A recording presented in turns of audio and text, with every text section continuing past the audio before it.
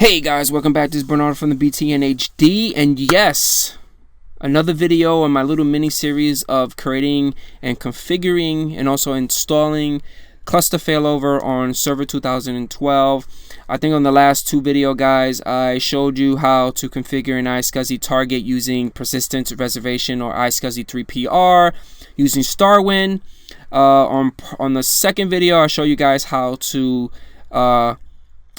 connect to your iSCSI target within your node 1 and node 2, and then in node 1 we put the 3 hard drives or the 3 iSCSI targets into online, initialize, reformatted them, and then offline we put them in offline, and then we went to node 2 and we just added the iSCSI target. So on this video I'm going to show you guys how to configure your cluster service role so you can start doing what you need to do. So right now I am in cluster 1 or node 1 because this is going to be our primary node, and node 2 is going to be our failover. So once you're within your server manager or your dashboard, we need to go into manage, add roles and features. We need to click on next. It's going to be a role based or feature based installation. Hit next. Yes, we're going to select this. And we're going to hit next because it's not a server role, it is a feature. And it's going to be a failover cluster. And you want to add all the features, and we're going to hit next. Now, you got to understand your node 1 and node 2 have to be identical. Okay? So what I'm going to do is going to go into node 2. And I'm going to start my server manager. And you know what I'm going to do, guys? To kill two birds with one stone, let's add the failover cluster role on node 2 because you need them on both. So let's hit next on this. Node 2, hit next.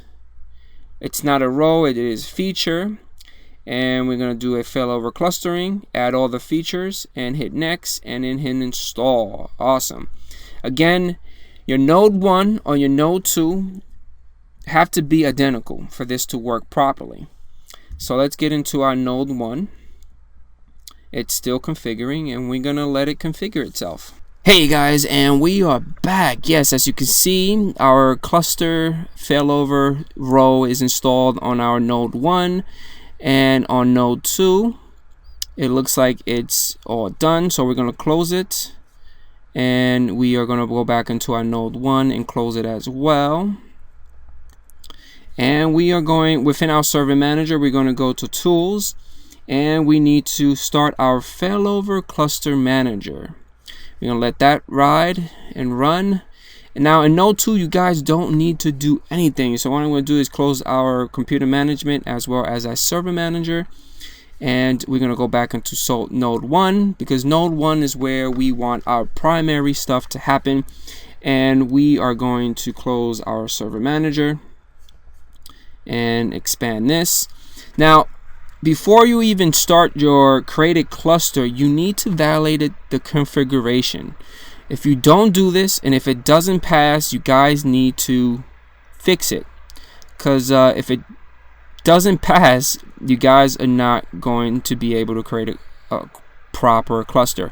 Okay, so it's now time for us to validate our configuration. Pretty simple. So we're going to click on this.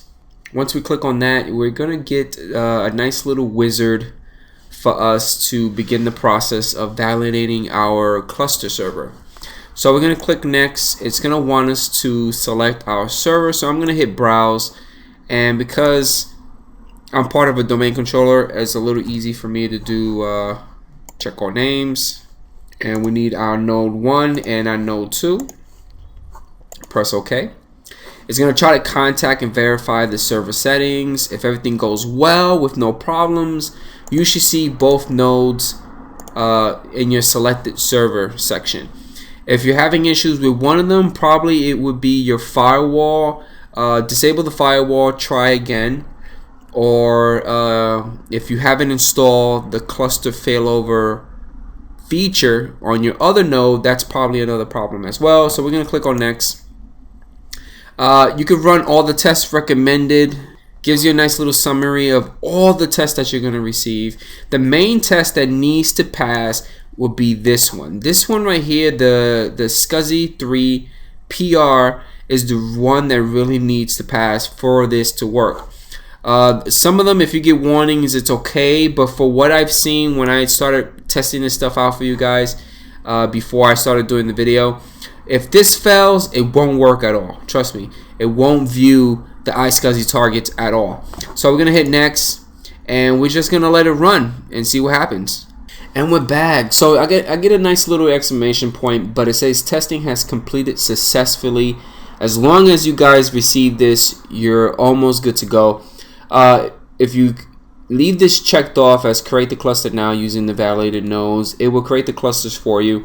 I'm gonna leave this as a default, but I want to view the report because I want to show you guys. This is always a great thing to view, to see what's passed, what didn't pass. I got my network, I received the warning, so I probably need to modify my network for it to work properly. But as you can see, the inventory, all greens, network, I received a nice little exclamation point. I'm going to view that a little later. Storage, all green. Thanks, thank you so much from Starwind.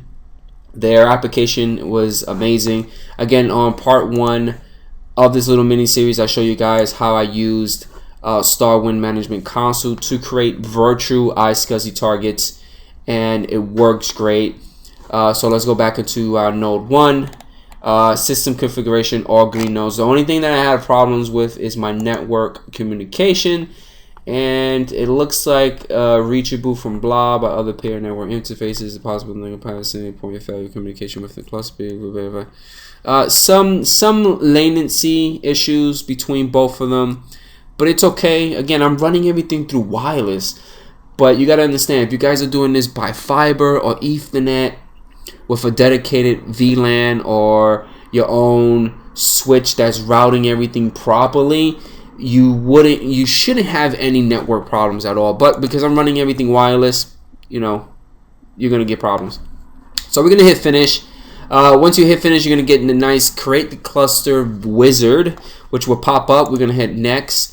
Let's give our cluster a name, and I'm gonna go to the BJ-cluster. Now, BJ cluster is actually going to be part of your domain controller. So I want to show you guys, let's go to my domain controller and let's open up our Active Directory. And within my Active Directory, I want to show you guys that I do not have a computer node stating BJ cluster. Okay. And we're going to go back and let's click next. And this is what's going to happen. This is the cluster. These are the 2 nodes that's going to be part of our cluster, and this is our DHCP address range. Add all eligible storage to the cluster. This is a must. We only have, I believe, 3 iSCSI targets that we added, I believe, in part 2. And we're going to hit next, and it's going to do its thing. And the cluster is done successfully. Awesome. So happy about that. Let's hit finish and see what happens. On your left hand side, it's going to pre-populate with all the goodies that you would need for your failover cluster manager to work properly. As you can see, you get a nice little new menu on the center of the pane with different configuration nodes, stuff that you could use. I'm going to expand it. The roles is going to be on part 4 of this video series. This is where we're going to insert our file server. Let's check out our nodes. Node 1, Node 2. Awesome. Those are our nodes. I'm super excited. Let's check out our storage to see what kind of disk storage that we have. Awesome. We see our 3 iSCSI targets. That is super awesome. We don't have a pool, but most likely in future videos I'm going to show you guys about how to deal with pools. Network, again, we only have both virtual machines. Again, this is a virtual machine. If it's a physical machine, most likely if you have like a server like a PowerEdge R720 or a PowerEdge 1950 or 710 R10, most likely you have multiple Ethernet. You can either throttle them, combine the NICs together, and you will see all the NICs there, just to have more of a proactive approach in case internet issues do occur. But it looks like we're almost there, guys. I'm so happy about this, and that's about it. I think on part 4, I'm going to show you guys how to install the file server role, how to get that stuff up and running. I'm going to try to get myself a virtual machine so we can mount the new share.